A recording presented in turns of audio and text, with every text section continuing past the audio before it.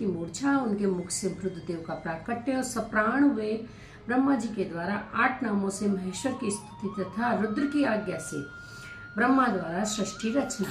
तदंतर काल महिमा, प्रलय, ब्रह्मांड की स्थिति तथा सर्ग आदि का वर्णन करके वायु देवता ने कहा कि पहले ब्रह्मा जी ने 5 मानस पुत्रों को उत्पन्न किया जो उनके ही समान थे। उनके नाम इस प्रकार हैं: सनक, सनंदन, विद्वान, सनातन, ऋभु और सनत कुमार।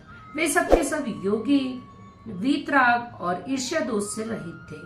इन सबका मन ईश्वर के चिंतन में लगा रहता था, इसलिए उन्होंने सृष्टि रचना की इच्छा नहीं की। सृष्टि से विरत हो सनक आदि महात्मा जब चले गए तब ब्रह्मा जी ने पुनः सृष्टि की इच्छा से बड़ी भारी तपस्या की। इस प्रकार दीर्घ काल तक तपस्या करने पर भी जब कोई काम न बना तब उनके मन में दुख हुआ। इस दुख से क्रोध प्रकट हुआ। क्रोध से आविष्ट होने पर ब्रह्मा जी के दोनों नेत्रों से आंसू की बूंदें गिरने लगी। उन अश्रु बिंदुओं से भूत प्रेत उत्पन्न हुए। अश्रु से उत्पन्न हुए उन सब भूत प्रेतों को देखकर ब्रह्मा जी ने अपनी निंदा की। उस समय क्रोध और मोह के कारण उन्हें तीव्र मूर्छा आ गई। क्रोध से आविष्ट हुए प्रजापति ने मूर्छित होने पर अपने प्राण त्याग दिए। तब प्राणों के स्वामी भगवान लोहित रुद्र कृपा प्रसाद प्रकट करने के लिए ब्रह्मा जी के मुख से वहां प्रकट हुए। उन जगदीश्वर प्रभु ने अपने को 11 रूपों में प्रकट किया। महादेव जी ने अपने उन महामना 11 रूपों से कहा, बच्चों, मैंने लोक पर अनुग्रह करने के लिए तुम लोगों की सृष्टि की है, अतः तुम आलस्य रहित हो संपूर्ण लोक की स्थापना, हित साधन तथा प्रजा संतान की बुद्धि के लिए प्रयत्न करो। महेश्वर के ऐसा कहने पर वे रोने और चारों ओर दौड़ने लगे। रोने और दौड़ने के कारण उनका नाम रुद्र हुआ। जो रुद्र है वे निश्चय ही प्राण और जो प्राण है वे महात्मा रुद्र हैं। तत्पश्चात ब्रह्मपुत्र महेश्वर ने दया करके मरे हुए देवता परमेष्टि ब्रह्मा जी को पुनः प्राण दान दिया। ब्रह्मा जी के शरीर में प्राणों के लौट आने पर रुद्रदेव का मुख प्रसन्नता से खिल उठा। उन विश्वनाथ ने ब्रह्मा जी से यह उत्तम बात कही, उत्तम व्रत का पालन करने वाले जगत गुरु महाभाग विरंच, डरो मत, मैंने तुम्हारे प्राणों को नूतन जीवन प्रदान किया है, अतः सुख से उठो। स्वप्न में सुने हुए बाकी की भांति उस मनोहर वचन को सुनकर ब्रह्मा जी ने प्रफुल्ल कमल के समान सुंदर नेत्रों द्वारा धीरे से भगवान हर की ओर देखा और उनके प्राण पहले की तरह लौट आए थे। अतः ब्राह्मण ने दोनों हाथ जोड़कर स्नेह युक्त गंभीर वाणी द्वारा उनसे कहा, प्रभु, आप दर्शन मात्र से मेरे मन को आनंद प्रदान कर रहे हैं, अतः बताइए आप कौन हैं जो संपूर्ण जगत के रूप में स्थित हैं? क्या वे ही भगवान आप 11 रूपों में प्रकट हुए हैं? उनकी यह बात सुनकर देवताओं के स्वामी महेश्वर अपने परम सुखदायक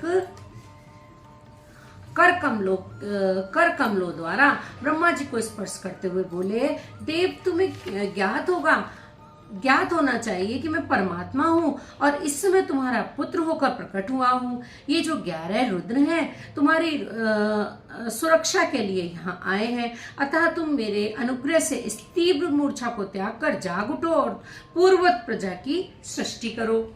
भगवान शिव के ऐसा कहने पर ब्रह्मा जी के मन में बड़ी प्रसन्नता हुई। उन विश्वात्मा ने 8 नामों द्वारा परमेश्वर शिव का स्तवन किया। ब्रह्मा जी बोले, भगवान रुद्र आपका तेज असंख्य सूर्यों के समान अनंत है, आपको नमस्कार है। रस स्वरूप और जल में विग्रह वाले आप भव देवता को नमस्कार है। नंदी और सुरभि कामधेनु, ये दोनों आपके स्वरूप हैं। आप पृथ्वी रूपधारी शर्व को नमस्कार है। स्पर्श में वायु रूप वाले आपको नमस्कार है। आप ही वसु रूपधारी ईश हैं, आपको नमस्कार है। अत्यंत तेजस्वी अग्नि रूप आप पशुपति को नमस्कार है। शब्द मात्रा से युक्त आकाश रूपधारी आप श्रीदेव को नमस्कार है। उग्र रूप वाले यजामान मूर्ति आपको नमस्कार है। सोम रूप आप अमूर्त मूर्ति महादेव को नमस्कार है। इस प्रकार 8 मूर्ति और 8 नाम वाले आप भगवान शिव को मेरा नमस्कार है। इस प्रकार विश्वनाथ महादेव जी की स्तुति करके लोक पिता में ब्रह्मा ने प्रमाण पूर्वक उनसे प्रार्थना की, भूत भविष्य और वर्तमान के स्वामी मेरे पुत्र भगवान महेश्वर काम नाशन, आप सृष्टि के लिए मेरे शरीर से उत्पन्न हुए, इसलिए जगत प्रभु इस महान कार्य में संलग्न हुए मुझ ब्रह्मा की आप सर्वत्र सहायता करें और स्वयं भी प्रजा की सृष्टि करें। ब्रह्मा जी के इस प्रकार प्रार्थना करने पर कल्याणकारी त्रिपुर नाशक रुद्रदेव ने बहुत अच्छा कहकर उनकी बात मान ली। तदंतर प्रसन्न हुए महादेव जी का अभिनंदन करके सृष्टि के लिए उनकी आज्ञा पाकर भगवान ब्रह्मा ने अन्यान्य प्रजाओं की सृष्टि प्रारंभ की। उन्होंने अपने मन से ही मरीच, भृगु, अंगिरा, पुलस्त्य, पुलह, क्रतु, अत्रि और वशिष्ठ की सृष्टि की। ये सब ब्रह्मा जी के पुत्र कहे गए हैं। धर्म संकल्प और रुद्र के साथ उनकी संख्या 12 होती है। ये सब पुराने गृहस्थ हैं। देवगणों सहित उनके 12 दिव्य अंश कहे गए हैं, जो प्रजावान, क्रियावान तथा महर्षियों से अलंकृत हैं। तत्पश्चात जल पर स्थित हुए रुद्र सहित ब्रह्मा जी ने देवताओं, असुरों, पितरों और मनुष्यों की सृष्टि करने का विचार किया। ब्रह्मा जी ने सृष्टि के लिए समाधिस्थ हो अपने चित्त को एकाग्र किया। तत्पश्चात मुख से देवताओं को, कोख से पितरों को, कोटि के अगले भाग से असुरों को तथा प्रजननेन्द्रिय लिंग से सब मनुष्यों को उत्पन्न किया।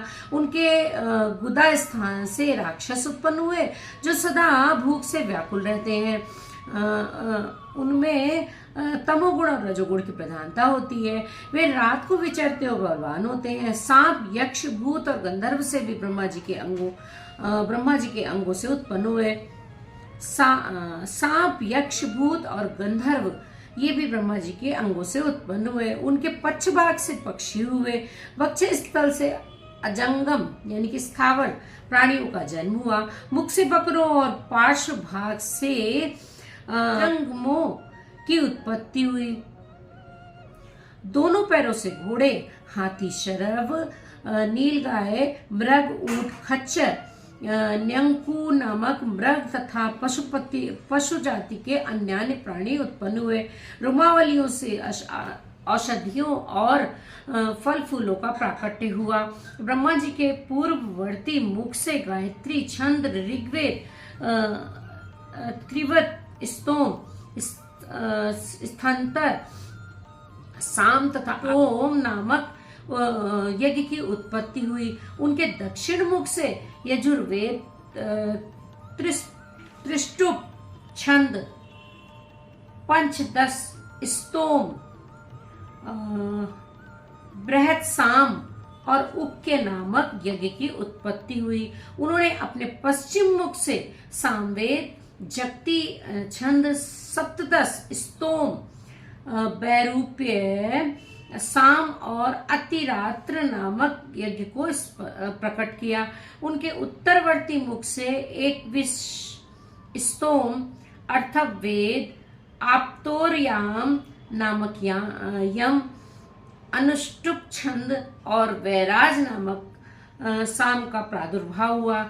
उनके अंगों से और भी बहुत से छोटे छोटे प्राणी उत्पन्न हुए। उन्होंने यक्ष, पिशाच, गंधर्व, अप्सराओं के समुदाय, मनुष्य, किन्नर, राक्षस, पक्षी, पशु, मृग और सर्प और संपूर्ण नित्य और अनित्य स्थावर जंगम जगत की स्थापना की। उनमें से जिन्होंने जैसे जैसे कर्म पूर्व कल्पों में अपनाए थे, पुनः पुनः सृष्टि होने पर उन्होंने फिर उन्हीं कर्मों को अपनाया। उस समय वे अपनी पूर्व भावना से भावित होकर हिंसा अहिंसा से युक्त मृदु कठोर धर्म अधर्म तथा सत्य और मिथ्या कर्म को अपनाते हैं, क्योंकि पहले की वासना के अनुकूल कर्म ही उन्हें अच्छे लगते हैं। इस प्रकार विधाता ने ही स्वयं इंद्रियों के विषयभूत और शरीर आदि में विभिन्नता एवं व्यवहार की सृष्टि की है।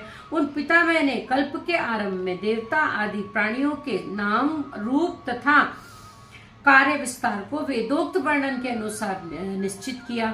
ऋषियों के नाम तथा जीविका साधक कर्म भी उन्होंने वेदों के अनुसार ही निर्दिष्ट किए। अपनी रात व्यतीत होने पर अजन्मा ब्रह्मा ने स्वरचित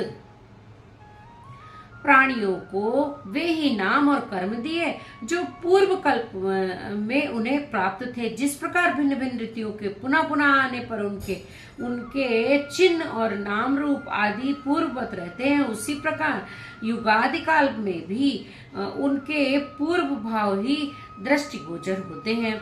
इस प्रकार स्वयंभू ब्रह्मा जी की लोक सृष्टि उनके विभिन्न अंगों से प्रकट हुई है।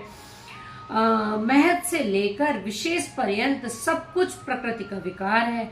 यह प्राकृत जगत चंद्रमा और सूर्य की प्रभा से उद्भासित, ग्रह और नक्षत्रों से मंडित और नदियों और पर्वतों तथा समुद्रों से अलंकृत और भांति भांति के रमणीय नगरों एवं समृद्धिशाली जनपदों से सुशोभित है। इसी को ब्रह्मा जी का वन और ब्रह्म वृक्ष कहते हैं। उस ब्रह्म वन में अव्यक्त और सर्वत्र ब्रह्मा विचरते हैं। ये सनातन महावृक्ष अव्यक्त रूपी बीज से प्रकट और ईश्वर के अनुग्रह पर स्थित है। बुद्धि इसकी तना और उसकी और बड़ी बड़ी डालियां हैं। इंद्रियां भीतर के खोखले हैं।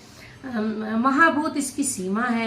विशेष पदार्थ इसके निर्मल पत्ते हैं। धर्म और अधर्म उसके सुंदर फूल हैं। इसे सुख और दुख रूपी फल लगते हैं तथा संपूर्ण भूतों के जीवन का सहारा है। ब्राह्मण लोग द्युलोक को उनका मस्तक, आकाश को नाभि, चंद्रमा और सूर्य को नेत्र, दिशाओं को कान और पृथ्वी को उनके पैर बताते हैं।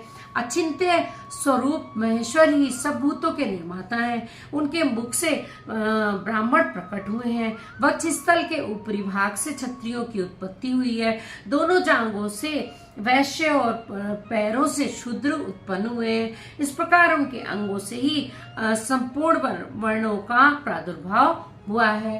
बोलो शंकर भगवान की जय। इस प्रकार अध्याय 7 से अध्याय 12 पूरा